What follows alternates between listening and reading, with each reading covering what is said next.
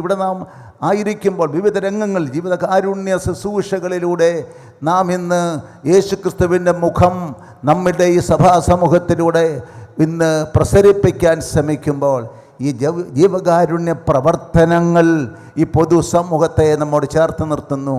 യഥാർത്ഥത്തിൽ സ്വർഗത്തെ ഈ ഒരു നമ്മുടെ ശുശ്രൂഷകളോട് ചേർത്ത് നിർത്തുന്നു എന്നുള്ളത്. ഇവിടെ ഈ ഔസേബിയോസ് തിരുമേനിയുടെ നാമധേയത്തിലുള്ള പാലിയേറ്റീവ് കെയർ സെൻ്റർ ആയാലും, അതുപോലെ തന്നെ ഈ നമ്മുടെ ജൂബിലി ആഘോഷിക്കുന്ന കഴിഞ്ഞ ദിവസം പ്രകാശധാരയിൽ എനിക്ക് പോകാനിടയായി തീർന്നു.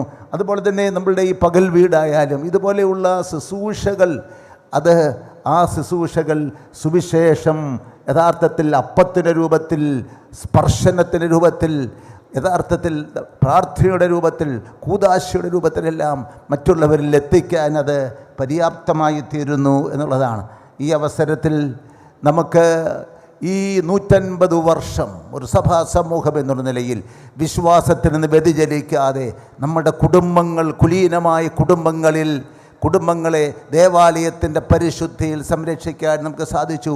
ഇനിയും നമുക്ക് തീർച്ചയായും ഇതൊരു വെല്ലുവിളിയാണ്. 150 വർഷത്തിന് മുമ്പുള്ള അല്ലെങ്കിൽ ചരിത്രത്തെ പറ്റിയുള്ള നമ്മുടെ ധ്യാനം നമ്മുടെ മനസ്സിനെ ത്രസിപ്പിക്കുന്നതോടൊപ്പം നമ്മുടെ മനസ്സിനെ യഥാർത്ഥത്തിൽ വല്ലാതെ മഥിക്കുന്നൊരു വിഷയമാണ്. It is A challenge.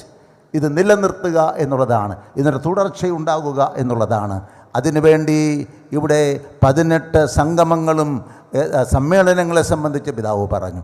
7 കാരുണ്യ ശുശ്രൂഷകളെ സംബന്ധിച്ച് ഈ സഭാസമൂഹം ഈ പദ്ധതികൾ തയ്യാറാക്കിയിരിക്കുന്നു.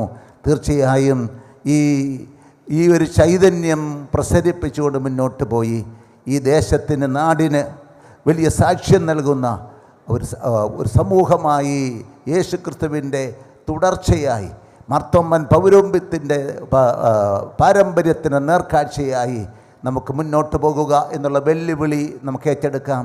നിങ്ങൾക്കെല്ലാ അനുഗ്രഹങ്ങളും പ്രാർത്ഥിച്ചുകൊണ്ട് ഈ ഭദ്രാസനത്തിന് എല്ലാ നന്മകളും നേർന്നുകൊണ്ട് ഞാൻ വാക്കുകൾ അവസാനിപ്പിക്കും.